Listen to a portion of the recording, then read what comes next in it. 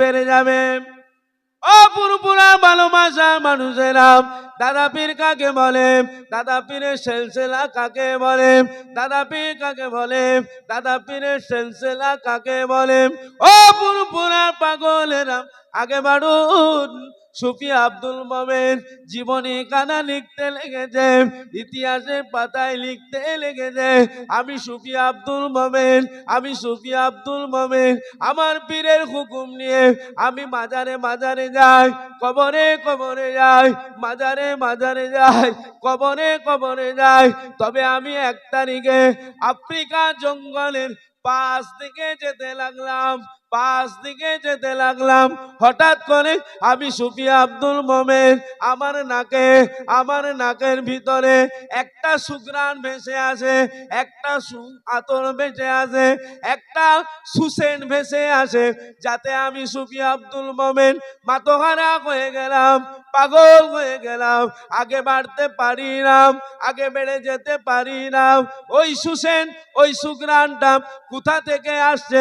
আমি সুফি আব্দুল মোমেন, আমাকে পাগল করে দিল, আমাকে মাতোহারা করে দিল। আমি সুফি আব্দুল মোমেন ওই সেন, ওই সুঘ্রাণটাকে তালাশ করতে লাগলাম, কিন্তু আমি সুফি আব্দুল মোমেন তালাশ করতে গিয়ে আফ্রিকা জঙ্গলের ভিতরে ঢুকে পড়েছি। আমি যে মানুষ, আমার গন্ধ বড় বড় জন্তু জানোয়ার, হিংস্র বাঘ ভাল্লুকেরা সব আমার গন্ধ পেয়ে গিয়েছে। আমি সুফি আব্দুল মোমেন, আমাকে আহার করব বলেন আমার দিকে ওদের একটা গলা থেকে আওয়াজ, বিকট আওয়াজ বের করে। আমি সুফি আব্দুল মোমেন, আমার দিকে তেড়ে তেড়ে আসে। আল্লাহ জাত পাকের কসম, আমি সুফি আব্দুল মোমেন বলতে লাগলাম, এই জঙ্গলের জন্তু জানোয়ারেরা শোনো শোনো শোনো বাবা শোনো।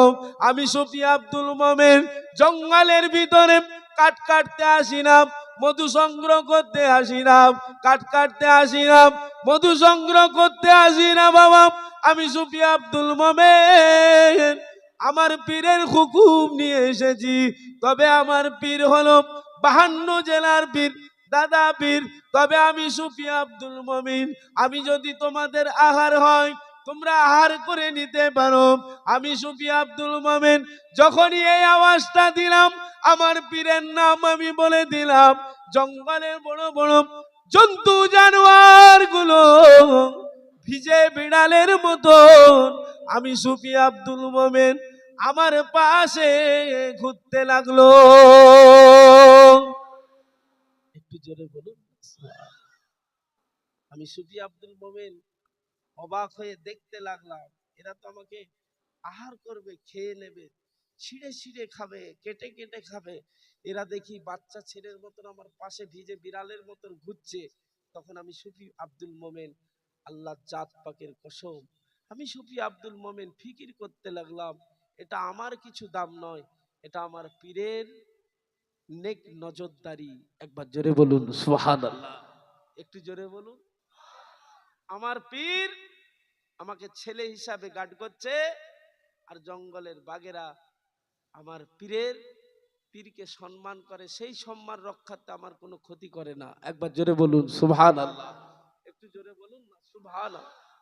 সুফি আব্দুল মোমেন হুজুর ওই সেন সুঘ্রাণ, ওই খুশবু তালাশ করতে করতে ভিতরে ঢুকে যাচ্ছে জঙ্গলে। সংক্ষেপ লম্বা ঘটনা। একটা যুবক দেখে ওই গাছের গোড়ায় বসে বসে দাঁড়িয়ে দাঁড়িয়ে নামাজ পড়া অবস্থায় কাউকে সালাম দেয়া যাবে বাবু? সালাম দেয়া যাবে? যাবে না।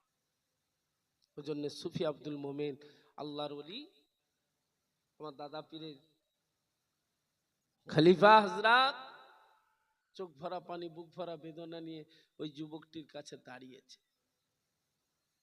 যে যেখান থেকে সুঘ্রাণটা বার হচ্ছে, যেখান থেকে খুশবুটা জারি হচ্ছে, আমি সুফি আব্দুল মোমেন মাতোয়ারা হয়েছি, এই যুবকটার কাছ থেকেই বার হচ্ছে, অন্য কারো কাছ থেকে বার হচ্ছে না। একবার জোরে বলুন সুবহানাল্লাহ। সুফি আব্দুল মোমেন যুবক নামাজ থেকে ফারেক হলে, লম্বা ঘটনার সঙ্গে, বাবা ছেলে, ও আল্লাহ জাকেরিন, ও আল্লাহ শাকেরিন, আমি সুফি আব্দুল মোমেন, আমার পীরের হুকুম নিয়ে আমি বেরিয়েছি। আমি মাজার কবর জিয়ারাত করতে করতে আগে বাড়ছিলাম, তবে আমাকে এমন একটা সুগ্রাণ, এমন একটা খুশবু আমার নাকে আমাকে মাতোয়ারা করে দিল। আমি আর আগে বাড়তে পারি না।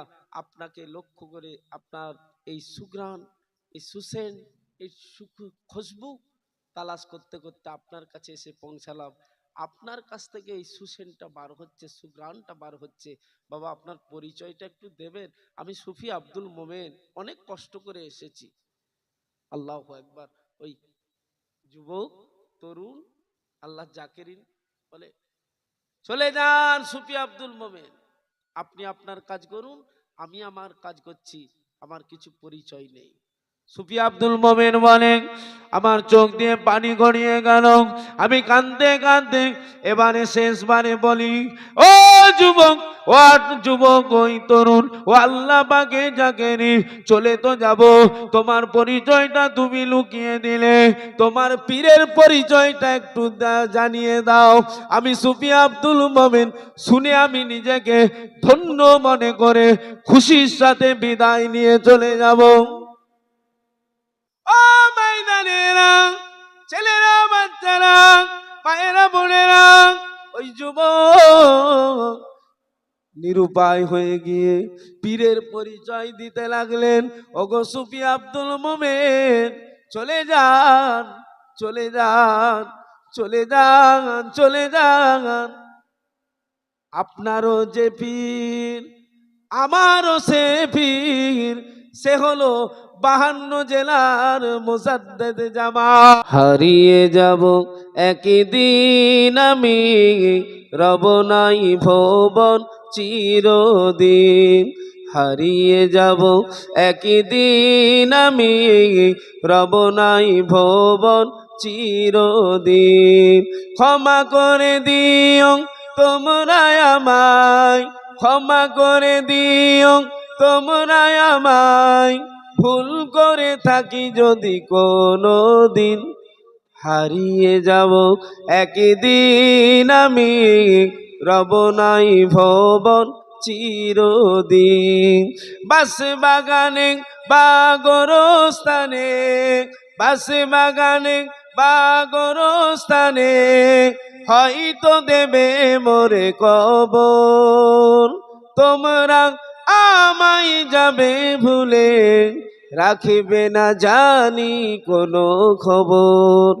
হারিয়ে যাব একদিন আমি, রব নাই ভুবন চিরদিন। আল্লাহুম্মা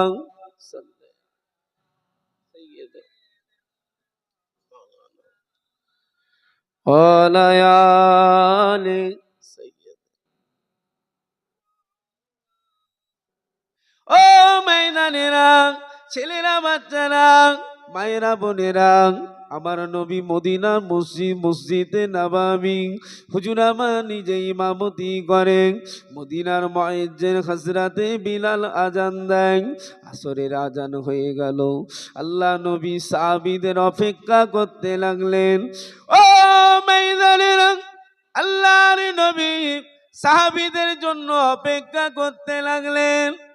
আল্লাহ নবী সাহাবীদের সম্বন্ধে জানিয়েছেন, সাহাবিকান নজম, আমার সাহাবীরা হলো এক একটা আকাশের তারকা। আমি নবী, আমার সাহাবীরা আমাকে এত ভালোবাসে, জানের তো গো বেশি ভালোবাসে। তার প্রমাণ আমি নবী দেখেছি।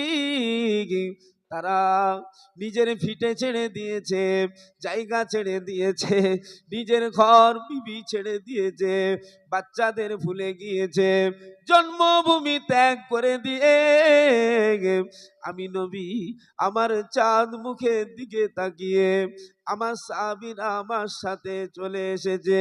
শুধু তাই নয়, মক্কা ছেড়ে মদিনায় এসেছে তা নয়, দ্বীনের জন্য, হকের জন্য, ন্যায়ের জন্য, কোরআনের জন্য, ইসলামের তিরঙ্গা পতাকা গাড়ার জন্য তারা জীবনগুলোকে বিলীন করে দিয়েছে। তারা কুরবান হয়ে মারা গিয়েছে, শহীদ হয়ে গিয়েছে। ও ময়দানেরা, যে সাহাবী হুজুরদের সম্বন্ধে বর্ণনা করতে গিয়ে বড় পীর সাহেব হুজুর বলেছে, আমি বড় পীর আব্দুল কাদের জিলানী, আমি মনে করি সাহাবী ভাইরা যে উটের পিঠে সাওয়ার হয়ে চলতেন, উটের পিঠে সাওয়ার হয়ে, ঘোড়ার পিঠে সাওয়ার হয়ে চলতেন, ওই উট বা ঘোড়ার পায়ের ধুলার সমান আমি আব্দুল কাদের হতে পারি না। জোরে বলুন সুবহানাল্লাহ। হার সাহাবী জান্নাতি, হার সাহাবী জান্নাতি, কিন্তু আসারাই মুফাসসিরা 10 জন সাহাবী দুনিয়াতেই জান্নাতের টিকিট পেয়েছিলেন। একবার জোরে বলুন। ও মাইদানেরা, সেই সাহাবী হুজুরদের অপেক্ষায় অপেক্ষিত আমার আপনার নবী, মদিনা মসজিদের ইমাম, নবাবির ইমাম, আমার নবী নিজে আসরের আজান হয়ে গেল, সাহাবী হুজুরদের অপেক্ষায় অপেক্ষিত আল্লাহ নবী, সাহাবী হুজুররা দেরি করে আসলেন, আল্লাহ নবী একটু বকাঝোকা করলেন, তম্বি করলেন, রাগারাগি করলেন।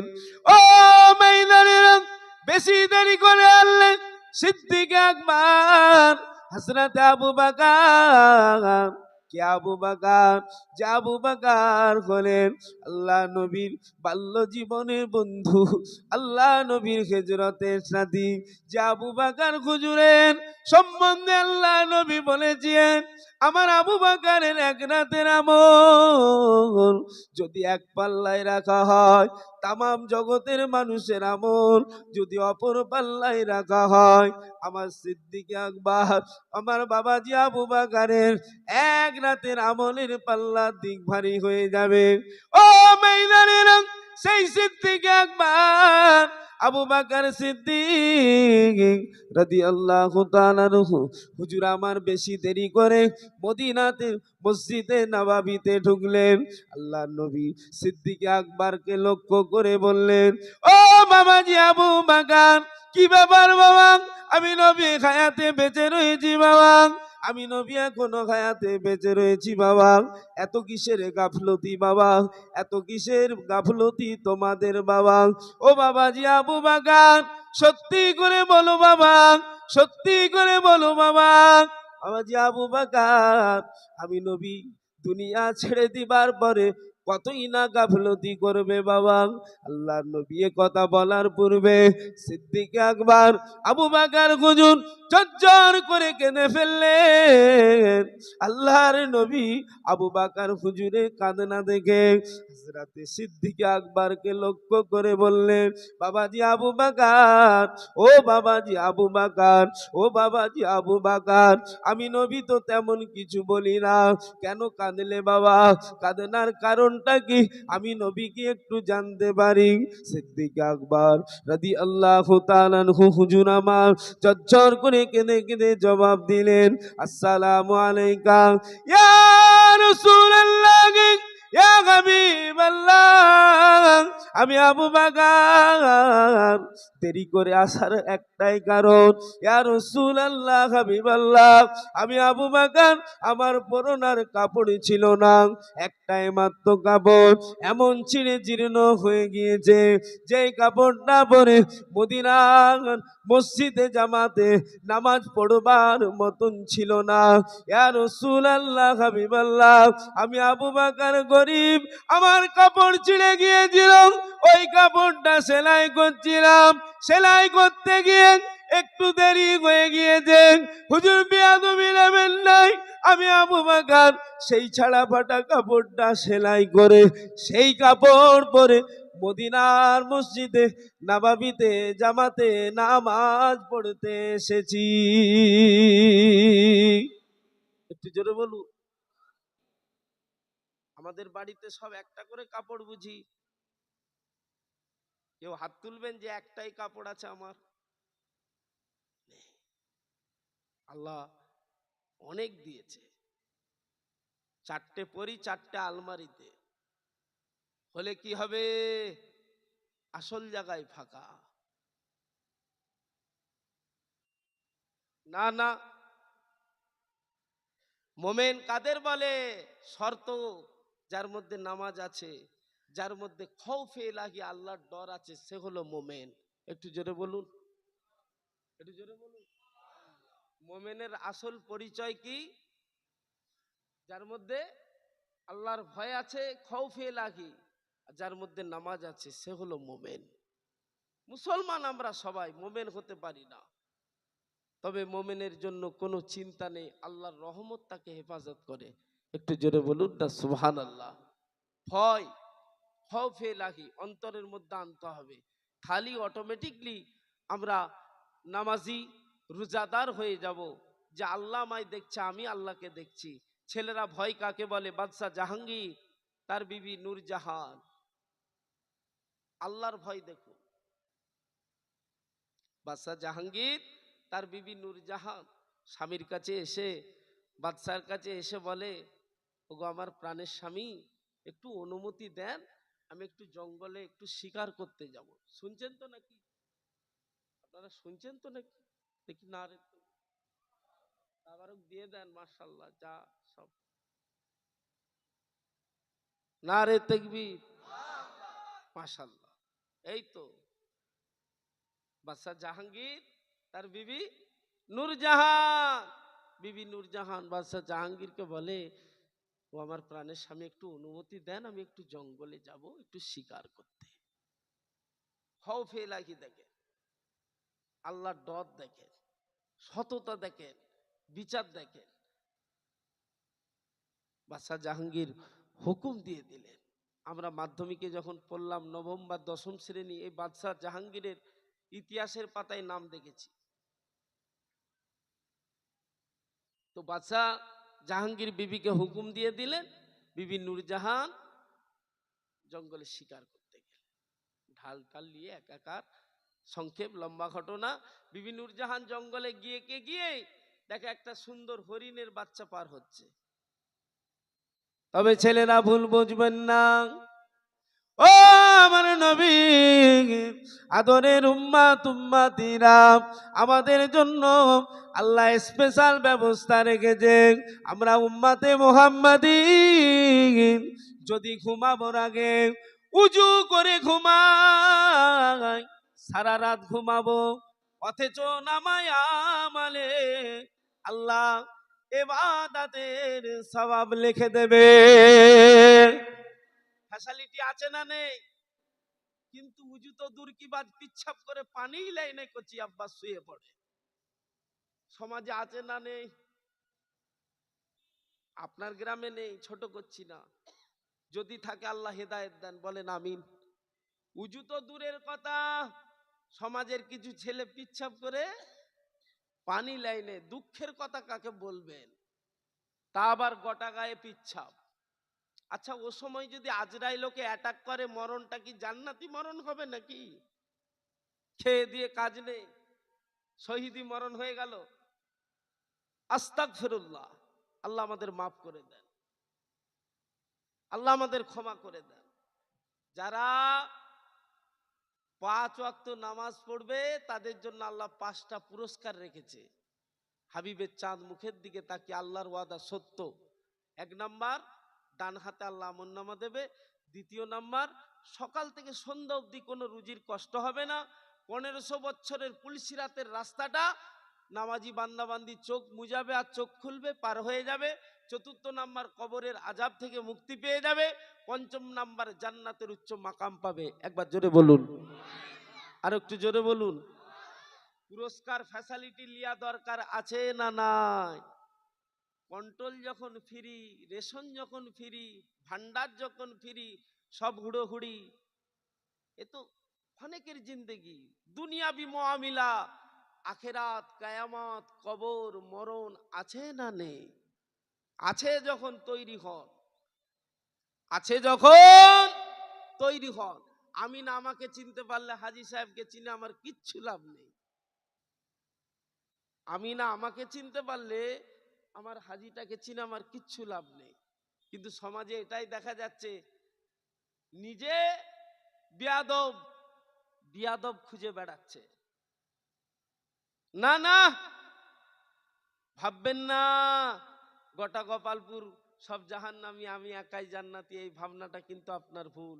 দয়া, রহমত হাবিবের চোখের পানি ছাড়া আমাদের কারো নাজাত নেই, আমরা সবাই আসামি, আদম সন্তান। কথা সত্য না মিথ্যা? সত্য না মিথ্যা? তাহলে এত কিসের ঠেলাঠেলি, কিসের এত হুড়োহুড়ি, কিসের এত বাদরামি বলেন? নিজেকে প্রশ্ন করুন। আল্লাহ আমাদের সকলের সুবুদ্ধি দেয়। তবে ভুল বুঝবেন না ছেলেরা, ও মায়েরা বোনেরা, ও আমার নবী আদরের উম্মাতেরা, এমন একটা নবীর উম্মাতের গোলাম আমরা।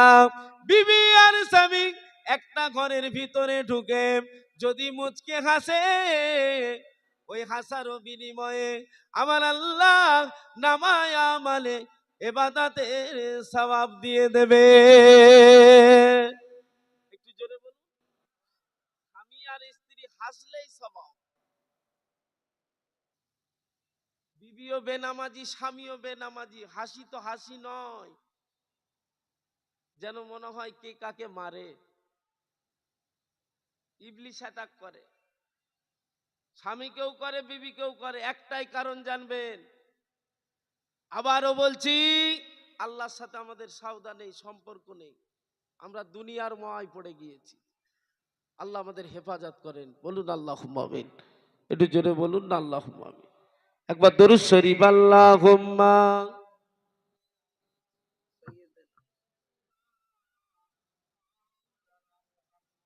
ওয়ালা আলি সাইয়্যিদিনা। চাঁদ বলে আমি নয়, তুমি নবী সুন্দর, ফুল বলে সুবাসিত নবীজির অন্তর। একটু জোরে বলুন না সুবহানাল্লাহ। চাঁদ বলে আমি নয়, তুমি নবী সুন্দর, ফুল বলে সুবাসিত নবীজির অন্তর। তারাদের দল বলে তুমি সেরা সরবে, মেঘ বলে পানি হয়ে প্রিয় তুমি গরবে, মানুষের কাছে তুমি রহমের বন্ধন। বলুন না সুবহানাল্লাহ। মানুষের কাছে তুমি রহমের বন্ধন। চাঁদ বলে আমি নয়, তুমি নবী সুন্দর। কালেমায়ে লা ইলাহা, লা ইলাহা, লা ইলাহা ইল্লাল্লাহ। ও মাইদানের বাদশা জাহাঙ্গীর বিবি নূরজাহানকে হুকুম দিয়ে দিল, বিবি নূরজাহান জঙ্গলের ভিতরে গিয়ে সঙ্গে সঙ্গে একটা সুন্দর হরিণের বাচ্চাকে দেখতে পেয়ে গেল। আল্লাহ আকবার। কাছে ছিল ঢাল, সাথে সাথে প্রয়োগ করেছে, হরিণের বাচ্চাকে না লেগে একজন কাঠুরিয়া কাঠ কাটছিল, তাকে গিয়ে আঘাত এনেছে। কাঠুরিয়া গরিব মানুষ, ওই জায়গায় পড়ে মারা গিয়েছে, দুনিয়া ছেড়ে বিদায় নিয়ে নিয়েছে। ও ময়দানের বাদশা জাহাঙ্গীরের দরবারে নালিশ চলে আসলো, বিচারে তৌফা নিয়ে চলে আসলো। কাঠুরিয়ার বিবি চোখ ভরা পানি, বুক ভরা বেদনা নিয়ে, ও বাদশা জাহাঙ্গীর, ও বাদশা জাহাঙ্গীর, আপনার বিবি কালকে জঙ্গলে শিকার করতে গিয়ে হরিণের বাচ্চা শিকার তো হলো না।